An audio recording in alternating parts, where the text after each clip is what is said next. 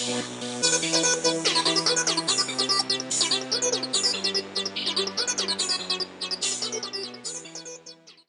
aussi donc au docteur Marianne Achuru qui est gastro-entérologue au CHU de Lille. Merci d'être venue ici jusqu'à nous pour nous parler de grossesse et puis de projet d'enfant.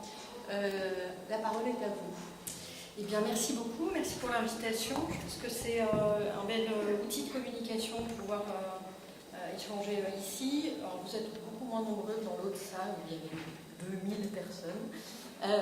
Mais à la limite, ça sera peut-être mieux pour après, pour la discussion et les questions. Donc, gardez-les en tête. Je vais essayer de faire une intervention pas trop longue, pour qu'on ait un peu de temps pour des questions et pour échanger après. Donc, mon sujet, c'est un sujet sur lequel on pourrait par contre parler pendant des heures et des heures, puisqu'en effet, quand on parle de projet d'enfant et de grossesse, il y a des questions qui se posent avant, il y a des questions qui se posent pendant la grossesse, après, bref. Donc il y a énormément de points à discuter. Donc je vais essayer de les balayer, pas forcément en profondeur, mais si vous avez des questions, c'est pour ça que ça sera intéressant d'échanger après.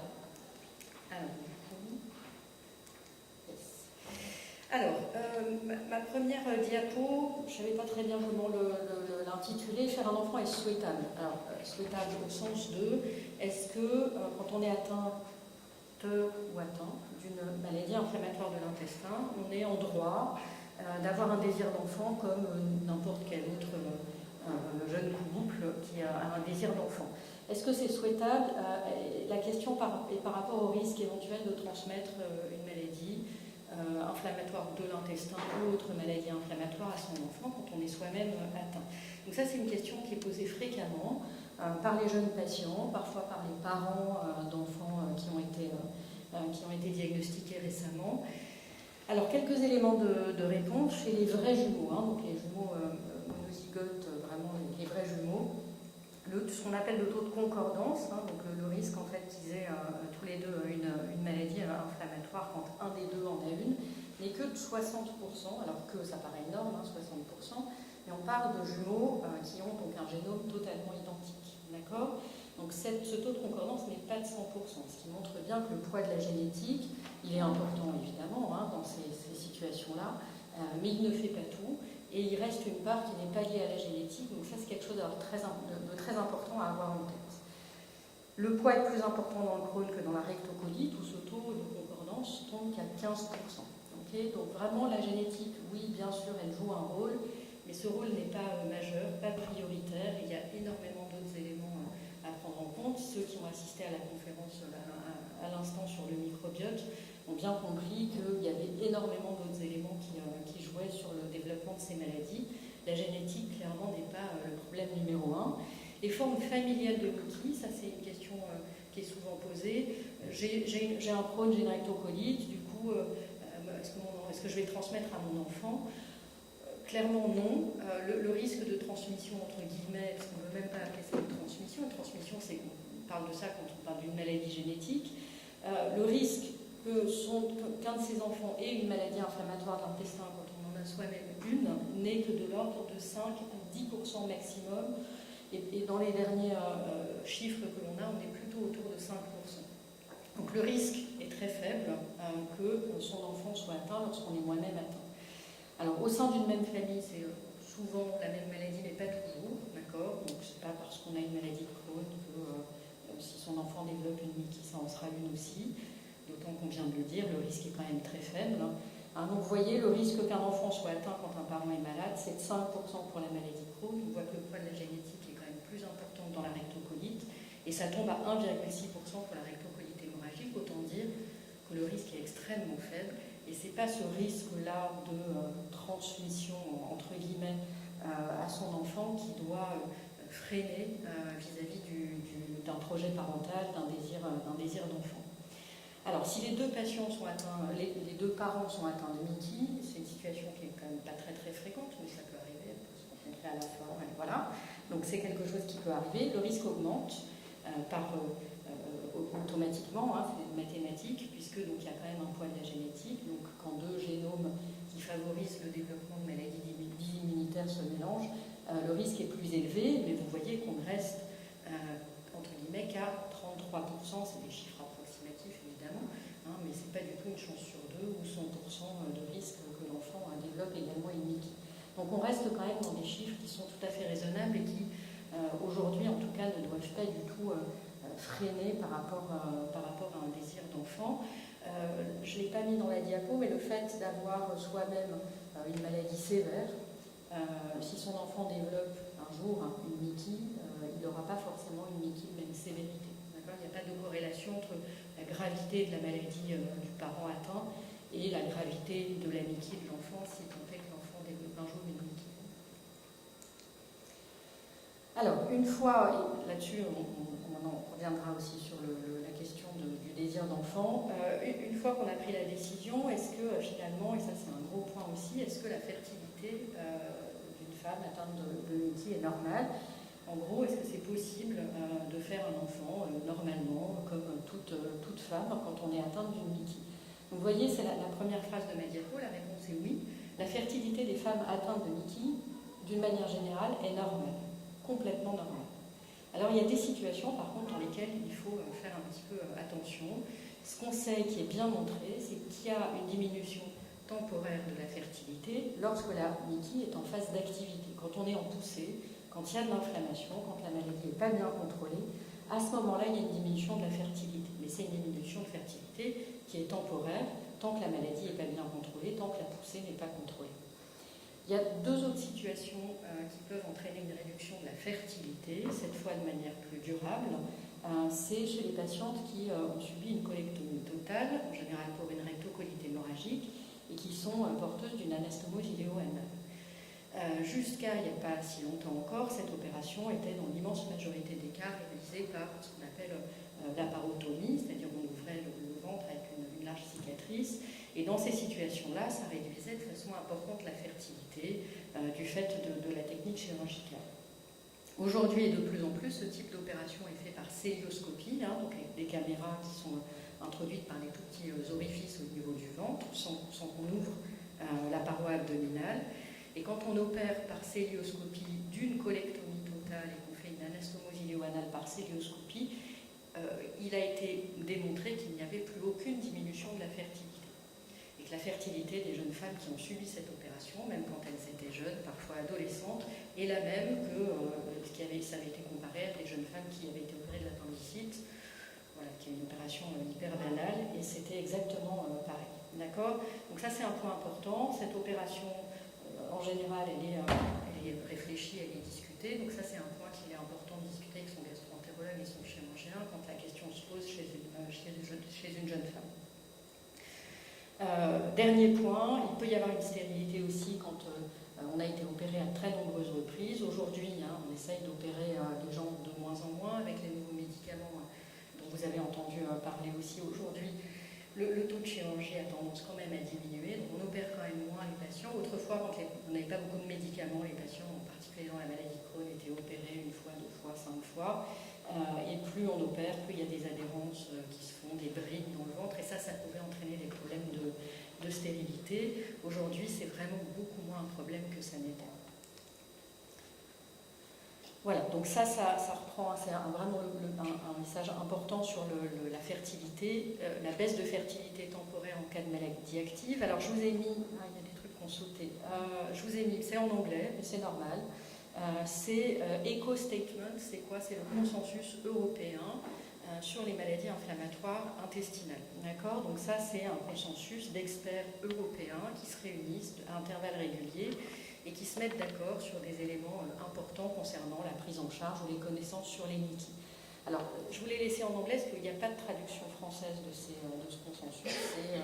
La traduction peut entraîner une perte ou d'un changement d'information, donc aujourd'hui on n'a pas tellement le droit, entre guillemets, de les traduire.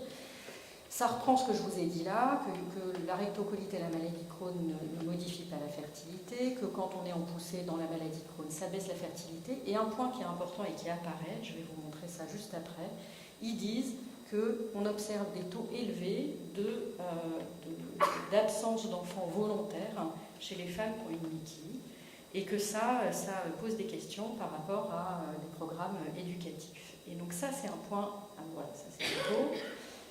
Donc peu importe le tableau, c'est simplement pour vous montrer que c'est quelque chose qui a été étudié de très près. Ça c'est une équipe française qui s'est intéressée à ça, que nous dit cette grosse étude qui a été publiée dans une revue internationale? C'est que finalement, d'une manière générale, l'infertilité qui est observée dans la maladie de Crohn est surtout liée à l'absence volontaire d'enfants, c'est-à-dire non pas une vraie infertilité, pas des troubles de la fertilité, mais au fait que les femmes d'elles-mêmes décident de ne pas faire d'enfants, par mauvaise information, parce qu'elles pensent qu'elles vont avoir des problèmes pour faire des enfants, par crainte de le transmettre, par crainte de prendre des médicaments pendant la grossesse et d'entraîner des problèmes. Bref, donc voilà, par des craintes multiples qui sont, et on va essayer de débrouiller ça avec le topo, le plus souvent infondées. Et donc ça, c'est un truc sur lequel il faut travailler, communiquer. C'est l'intérêt aussi de ce genre de salon là auquel vous assistez, c'est que ça permet de faire le point sur ce genre de fausses informations. Et résultat, la fertilité dans la maladie de Crohn, en dehors encore une fois de la poussée inflammatoire, voilà, là, c'est compliqué de tomber enceinte.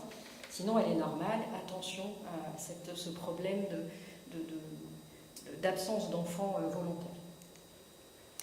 Du coup, avant de se lancer dans un projet de maternité, c'est important d'en parler, c'est important bien sûr d'en parler avec son entourage, c'est important d'en parler avec son médecin, c'est important d'en parler avec son gynécologue obstétricien, avec son médecin traitant, bref, d'essayer d'avoir le maximum d'informations, pas forcément lorsque le projet de grossesse est déjà concret et qu'on a déjà arrêté sa contraception, plutôt avant en fait, pour avoir des informations sur la façon dont ça va se passer.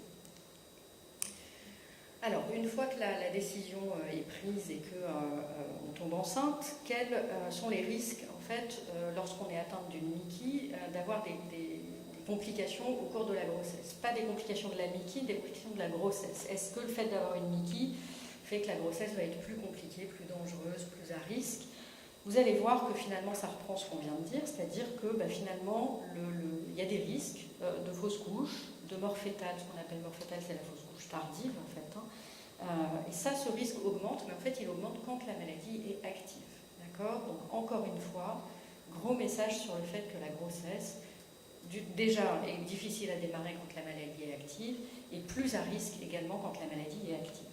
Pour le reste, il y a une augmentation modérée du risque de prématurité, et on ne parle pas du tout ici de grands prématurés, on parle de naissance. En général, c'est dans les chiffres qu'on a, c'est 2 à 3 semaines avant le terme attendu, donc autant vous dire une prématurité légère. L'hypotrophie, c'est pareil. L'hypotrophie, c'est le petit poids de naissance du bébé. Il y a une augmentation du risque, mais vous voyez, le poids moyen de naissance chez les femmes avec une MICI est inférieur de 160 grammes à celui de la population générale. Autant vous dire des conséquences pour l'enfant qui sont nulles. Donc il y a une tendance à avoir un poids de naissance un peu plus faible. Mais ça reste, comme la prématurité, c'est un poids de naissance qui est quasi celui de la normale. Sur les malformations, pas d'augmentation du risque de malformation. Pour rappel, dans la population générale, il y a entre 3 et 4% de malformations. On a exactement les mêmes chiffres au cours des MICI, donc c'est pas zéro. Le fait d'avoir une MICI ne protège pas d'avoir des soucis de type malformatif sur son enfant, mais ça n'a pas de rapport avec la MICI. Voilà, donc ça reprend ce que je vous ai dit là, et à nouveau on a le consensus ECHO qui insiste sur le fait d'avoir une maladie active au moment de la conception risque d'entraîner des complications de type prématurité et retard de croissance de l'enfant. Alors à l'inverse, quand on est enceinte et qu'on a une MICI, est-ce que la grossesse elle-même peut décompenser, aggraver et réveiller, entre guillemets, la MICI? Ça, c'est aussi une question qui est fréquemment posée. Et encore une fois, toujours la même réponse, donc ça va être le gros message avec lequel vous allez repartir. En fait, une MICI active au moment de la conception a beaucoup plus de risques de rester active et même de s'aggraver pendant la grossesse que si la MICI n'était pas active au moment de la conception. En gros, quand on est en rémission au moment de la conception, bref, voilà, c'est en haut à gauche, rémission au moment de la conception, le risque de pousser pendant la grossesse, toute poussée confondue, légère, modérée, peu importe, est de l'ordre de 30%. Donc il y a une chance, entre guillemets, sur 3, on va plutôt dire 2 chances sur 3 d'être totalement tranquille pendant la grossesse quand la MICI était calme au moment de la conception. Quand la maladie est active au moment de la conception, alors là, par contre, le risque de pousser est de plus de 60%. Un tiers de patientes gardent une maladie active pendant toute la durée de la grossesse. Un tiers des patientes voient leur maladie s'aggraver. À l'inverse, on a quand même un tiers de patientes chez qui la maladie s'éteint pendant la grossesse. Il n'est pas si rare d'avoir des patientes qui ont été parfaitement tranquilles pendant leur grossesse. Mais le message, encore une fois, est que ce qui est important, c'est un très bon contrôle de la maladie au moment de la mise en route de la grossesse, donc au moment vraiment de la concrétisation du projet parental. C'est important que la MICI soit bien contrôlée. Alors, donc ça, voilà. Alors, MICI bien contrôlée au moment de la conception, c'est bien, mais on sait, le bon contrôle de la MICI, il va souvent passer par la prise de médicaments. Et du coup, on va mettre en balance d'un côté le fait qu'il faut que la MICI soit bien contrôlée, qu'il n'y ait pas d'inflammation, qu'on ne soit pas en crise au moment de la conception, mais de l'autre côté, dans la balance, on va mettre les médicaments avec toutes les inquiétudes qu'il peut y avoir sur la prise de médicaments au cours de la grossesse. Avec toutes les choses dont on a pu entendre parler, le thalidomide dans les années 60, la dépakine il y a encore très peu de temps. Donc voilà, les inquiétudes sur la prise des médicaments au cours de la grossesse, c'est quelque chose de très sérieux à prendre en compte, et c'est quelque chose qui est très surveillé, et en particulier dans une population de gens jeunes, les MICI, chez qui les grossesses sont fréquentes et les naissances d'enfants sont fréquentes. Alors, quand on regarde les notices des médicaments, il y a différentes choses qui peuvent être écrites. Utilisation possible ou envisageable. Bon, donc ça veut dire qu'on a des données chez l'humain qui sont tout à fait rassurantes, en général assez nombreuses et assez anciennes. Donc ça, c'est des médicaments qu'on peut utiliser sans se poser trop de questions. Il y a, parfois, il est écrit utilisation à éviter par précaution. Ça veut dire qu'il n'y a pas eu de signe d'alerte particulier avec ces médicaments, mais que les données sont pas suffisamment nombreuses et pas suffisamment anciennes pour qu'on soit absolument en mesure de rassurer les gens sur l'innocuité du médicament. Utilisation déconseillée, ça veut dire qu'il peut y avoir suspicion d'effets délétères du médicament, pas forcément chez l'homme, mais en général d'ailleurs, c'est plutôt chez l'animal, mais ça n'a pas été confirmé, et donc par précaution, on déconseille l'utilisation de ce médicament. Tous ces items, et puis le dernier, ça c'est la barre rouge, utilisation contre-indiquée, ça c'est les médicaments chez lesquels le risque a été prouvé chez l'humain, où on connaît, où le risque est bien identifié, et à ce moment-là le médicament est contre-indiqué. Contre-indiqué, attention, quand il y a un risque vital pour la mère à arrêter le médicament, il n'y a aucun médicament qui soit contre-indiqué pendant la grossesse, en fait. D'accord ? La vie de la mère, bien sûr, pèse dans la balance. On va faire des trucs avec des balances, là. Il y a bien sûr la santé de l'enfant à naître, mais il y a aussi la santé de la mère. D'accord ? Et dans la MICI, une poussée sévère de MICI au cours de la grossesse peut mettre la vie de la mère en danger. Donc ça, c'est aussi quelque chose qui va peser dans les décisions de donner tel ou tel médicament, de poursuivre tel ou tel médicament.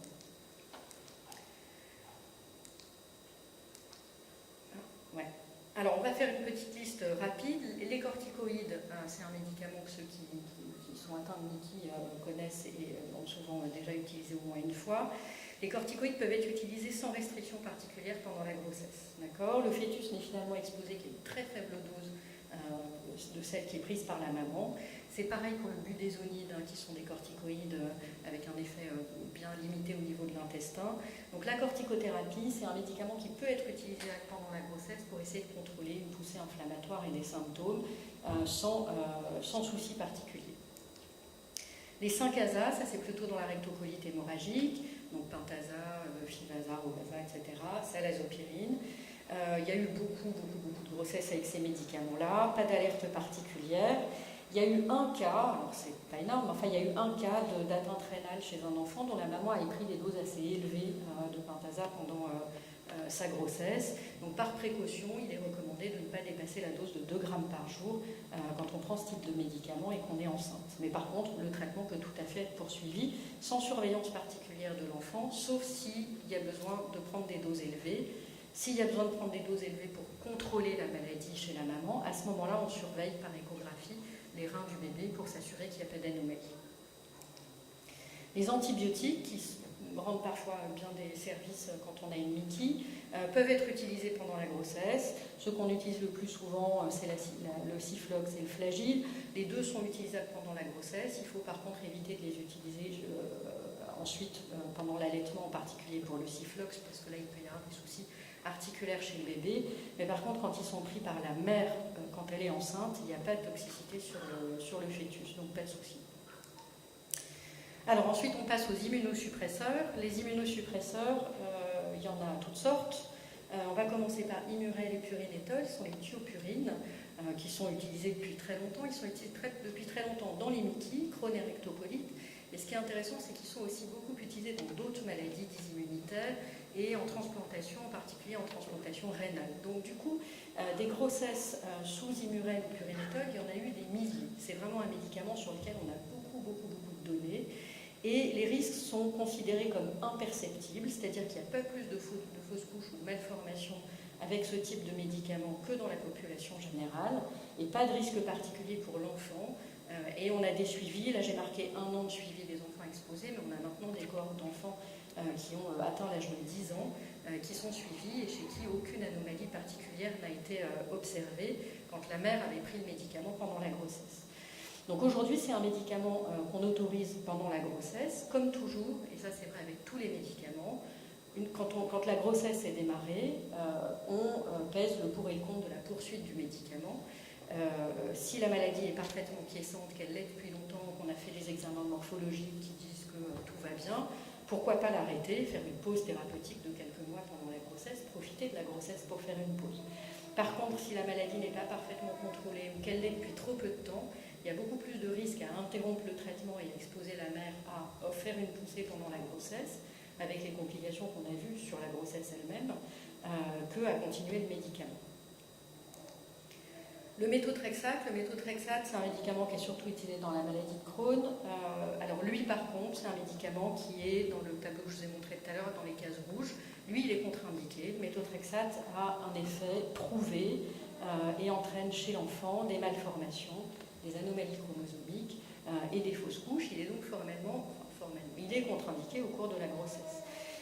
Alors, quand il y a un désir de grossesse chez une femme qui est traitée par méthotrexate, le méthotrexate peut être interrompu, disons, en même temps que la contraception. Il n'y a pas besoin, comme on le recommandait autrefois, de l'arrêter 3 ou 6 mois avant l'arrêt de la contraception. Ça peut être arrêté en même temps. La durée de vie du médicament est très courte, il est très vite éliminé, donc il n'y a pas de risque si c'est arrêté très peu de temps avant. Chez l'homme, par contre, compte tenu de la spermatogenèse et donc les spermatozoïdes qui sont fabriqués vont avoir une durée de vie qui est plus longue, on conseille un arrêt du méthotrexate 3 à 6 mois avant la conception, donc en gros avant l'arrêt du contraceptif chez la partenaire. Si une grossesse survient sous traitement, ça se discute.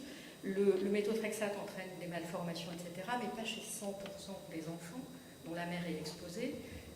Le risque est de 30%. D'accord ? Donc, encore une fois, pour le coup, c'est une discussion qui va avoir lieu aussi avec les équipes de pédiatrie et de gynéco pour savoir si la grossesse peut être poursuivie ou pas. Et ça va dépendre également, bien sûr, du désir des parents. Alors, les anti-TNF ont été très étudiés sur la question de la grossesse et de l'exposition au cours de la grossesse. On commence, le plus vieux de ceux qu'on utilise dans les MICI, c'est le Rémicade. Le Rémicade, on l'utilise depuis presque 20 ans maintenant, hein, donc c'est plus un petit jeune, hein, c'est un médicament qu'on connaît bien. Il commence à y avoir beaucoup de cas de grossesse sous Rémicade, sous Humira, un peu moins avec le troisième anti-TNF qui est le Simponi. Aujourd'hui, il n'y a pas de risque démontré sur le développement, sur la grossesse elle-même, pas de risque de malformation, de fausse couche, de prématurité qui puisse être lié aux médicaments. Et puis les enfants nés de mamans exposées à ces médicaments pendant la grossesse ont été suivis très près. Il y a des grosses cohortes américaines en particulier qui existent depuis maintenant plus de 10 ans. Donc là aussi, on a 10 ans de recul, plus de 10 ans de recul. Et il n'y a aucune anomalie du développement de ces enfants, pas plus de risque d'infection dans l'enfance, et un développement psychomoteur strictement normal. Alors, on n'a pas 40 ans de recul, le médicament n'est pas si vieux, mais on a déjà les 10 premières années de vie des enfants qui se passent très bien. Donc, ce médicament peut être utilisé au cours de la grossesse. Ce qu'on sait par contre, alors après mes diapos elles sont un peu affreuses à regarder, mais peu importe, là c'est juste un support pour je vous explique. Ce qu'on sait, c'est que les anti-TNF ne passent pas du tout, ne traversent pas le placenta au cours du premier trimestre de la grossesse, parce que c'est des gros médicaments. Le placenta, pendant le premier trimestre, c'est vraiment une barrière. Après, c'est une barrière qui devient poreuse, les médicaments arrivent à passer à travers. Au premier trimestre de la grossesse, les médicaments ne passent pas du tout. Donc on peut tout à fait maintenir les traitements anti-TNF au premier trimestre de la grossesse sans qu'il y ait d'exposition du tout de l'enfant. À partir du deuxième trimestre, ça commence à passer un peu, et puis plus on avance dans la grossesse, plus le placenta est poreux et plus le médicament va passer. Donc aujourd'hui, il n'y a pas de règle absolument déterminée, c'est très mouvant comme sujet. On conseille, en tout cas on considère qu'il est possible de maintenir le traitement au moins pendant toute la durée du premier trimestre. Si tout va bien, maladie contrôlée, etc., et voilà, vraiment situation stable, on peut interrompre le traitement au début du deuxième trimestre. Dans le cas inverse, le traitement peut être poursuivi pendant le deuxième trimestre, voire poursuivi pendant toute la grossesse si la maladie de la maman est difficile à contrôler et ne peut pas se passer de son traitement anti-TNF parce que les données sont extrêmement rassurantes sur la suite pour l'enfant. Ça, c'est sur le risque infectieux. Je vous ai dit, il n'y a absolument pas de différence. Donc là, on a les consensus européens et américains qui disent, l'européen dit que idéalement, il faudrait arrêter autour de 24 à 26 semaines. Le consensus américain dit 22 à 24. Bon, en gros, premier trimestre, pas de problème, et un arrêt plutôt conseillé au cours du deuxième trimestre, quand c'est possible. Quand ça n'est pas possible, le traitement peut et même doit être poursuivi. Ce qui est intéressant, c'est qu'aux États-Unis, il y a beaucoup plus de procès pour arrêt abusif de traitement en cours de grossesse par peur des effets secondaires, parce que les médecins ont peur aux États-Unis d'avoir des procès, etc. Donc pour ne pas avoir de soucis, ils arrêtent les traitements chez les femmes enceintes, mais en fait, il y a beaucoup plus de complications à arrêter les traitements pendant la grossesse de manière abusive. C'est une perte de chance, en fait, pour la maman et pour le bon déroulement de la grossesse, d'arrêter les traitements principe de précaution, alors qu'on a des données plutôt rassurantes sur ces traitements et que, toujours la balance, on sait qu'une poussée inflammatoire de la maladie pendant la grossesse peut entraîner des complications. Voilà, donc ça c'est ce qui est raconté là, c'est que les risques de l'arrêt du traitement sont bien réels, donc il faut toujours être très mesuré et bien réfléchir, bien discuter, pas d'arrêt de traitement systématique sans avoir bien réfléchi. Voilà, donc en résumé sur les médicaments, en gros vous voyez, quasi tous les médicaments sont possibles, à l'exception du méthotrexate, qui est contre-indiqué pendant la grossesse et pas franchement conseillé pendant l'allaitement. Tous les autres médicaments sont utilisables. Je vous ai mis des données un peu sur l'allaitement, je ne vais pas détailler, mais la plupart des médicaments sont utilisables aussi quand on allaite. Autrefois, on était aussi très frileux et on conseillait aux femmes, après avoir accouché, de ne pas allaiter quand elles prenaient des médicaments, quels qu'ils soient, et en particulier immunosuppresseurs. Aujourd'hui, on est beaucoup plus rassurant là-dessus. La Limurel est possible, les anti-TNF sont possibles, les corticoïdes sont possibles. Donc, quand les doses sont très élevées, ça passe un peu dans le lait, donc ça peut avoir des effets sur le bébé, mais globalement, la plupart des médicaments sont utilisables, y compris jusqu'à la période de l'allaitement. Voilà, donc les médicaments dangereux sont peu nombreux. À risque ne veut pas dire contre-indiqué. Il ne faut pas sous-traiter les femmes enceintes parce que c'est là qu'on peut avoir une perte de chance et des complications. Si le traitement est déjà en cours et puis que la grossesse survient de manière un peu inopinée, on va dire, sans avoir pris le temps d'en discuter avant, pas de panique, pas d'arrêt de traitement dans l'affolement. Ça se discute, ça se réfléchit. Il n'y a que éventuellement de méthotrexate qu'il faut arrêter un peu rapidement. Pour les autres médicaments, c'est jamais urgent d'arrêter. Voilà, prendre son temps. En gros, c'est ça le message. Où est-ce qu'on trouve plus d'informations que ce que je vous ai donné là? Et ça, je vous recommande vraiment. C'est un site qui est mis à jour très régulièrement. C'est le CRAT, Centre de référence sur les agents tératogènes. Ils ont un site internet qui est très bien fait. Vous tapez le nom du médicament, pas forcément d'ailleurs un médicament pour la miquille, ça peut être plein d'autres trucs, de l'imodium, du spasfon, que sais-je. Vous tapez le nom du médicament et vous avez une petite fiche d'infos sur l'état des connaissances, est-ce que ce médicament est utilisable ou pas pendant la grossesse et quelles sont les précautions à prendre. Ça, je vous le recommande, c'est hyper bien fait, puis c'est mis à jour très régulièrement avec les données de la littérature scientifique. Quand on arrive à la fin de la grossesse, j'en ai plus pour très longtemps, on arrive au bout là, des 9 mois, la question du mode d'accouchement, il y a beaucoup de débats en ce moment sur le recours à la césarienne qui est trop élevé. Alors dans les Mickey, il l'est plus que dans la population générale, ça c'est vrai, et probablement un peu par excès. Finalement, la césarienne n'est recommandée et nécessaire que quand il y a des lésions anopérinéales actives, donc dans la maladie de Crohn, avec des fistules actives au moment de l'accouchement, pas actives 2 ans avant, actives au moment au 3e trimestre et au moment de l'accouchement. Même chez les patientes qui ont eu une colectomie totale avec une anastomosie anale, ça se discute. Tout dépend de l'état du pelvis et du périnée, mais un accouchement par voie basse est possible dans cette situation-là aussi. Donc dans l'immense majorité des cas, un accouchement par voie basse est possible, et donc pas de césarienne systématique quand on a une Mickey, que ce soit un Crohn ou une rectocolite hémorragique. Ce qui l'emporte sur la décision, c'est les considérations obstétricales, donc c'est le gynéco, si le bébé est gros, qu'il est mal positionné, que le bassin est étroit, des trucs de gynéco, je ne connais pas tous les détails, mais c'est vraiment les considérations obstétricales comme pour n'importe quelle femme, et la Mickey finalement doit assez peu peser dans la décision. Ensuite, une fois que le bébé est là, est-ce qu'il y a des choses particulières à faire? Alors, en termes de dépistage, on l'a vu tout à l'heure, le poids de la génétique est quand même relativement faible. Donc aujourd'hui, il n'y a aucun test génétique fiable, utile, recommandé. Donc non, aucun test génétique. Des gènes pour la maladie de Crohn, il y en a des centaines qui ont été identifiés. Aucun de ces gènes n'est le gène de la maladie de Crohn. On peut tout à fait être porteur de ce gène-là sans jamais développer la maladie au cours de sa vie. Donc aujourd'hui, il n'y a aucun dépistage à faire chez les enfants. Les vaccins uniquement chez les femmes qui ont reçu des anti-TNF pendant la grossesse. Comme le médicament, je vous l'ai dit, passe à partir du 2e trimestre, on peut en retrouver dans le sang du cordon et donc dans le sang du bébé pendant les 6 mois qui suivent l'accouchement. Donc par précaution, on déconseille, on contre-indique les vaccins vivants pendant les 6 premiers mois.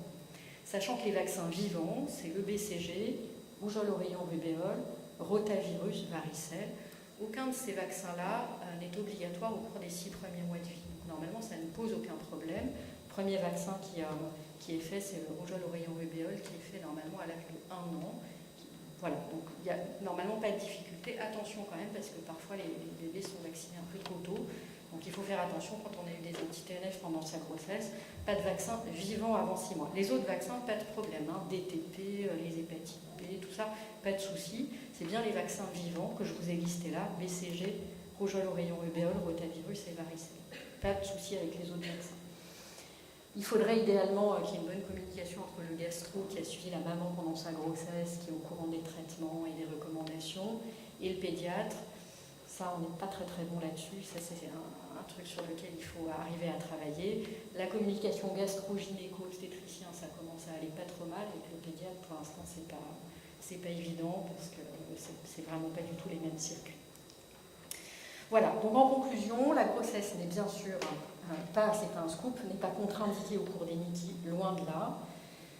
Comme toute aventure un peu ambitieuse, ça doit être réfléchi, c'est pas quelque chose qui doit se faire sur un coup de tête, donc ça doit être discuté, organisé, et on l'a vu, c'est d'autant plus important que pour que ça se passe le mieux possible, il faut que la maladie soit plutôt bien contrôlée au moment de la conception. Donc ça, il faut que ça se passe avec la collaboration de ces médecins. Donc pas de conception en phase active de la maladie, à éviter. La plupart des médicaments ils sont utilisables. L'accouchement par voie basse est possible dans l'immense majorité des cas. On peut utiliser les médicaments pendant l'allaitement pour la plupart d'entre eux et le risque de transmission à l'enfant est trop faible pour que ce soit une question qui ait un poids sur la décision de faire ou de ne pas faire un enfant. Voilà, je vous remercie. Merci beaucoup, Maria.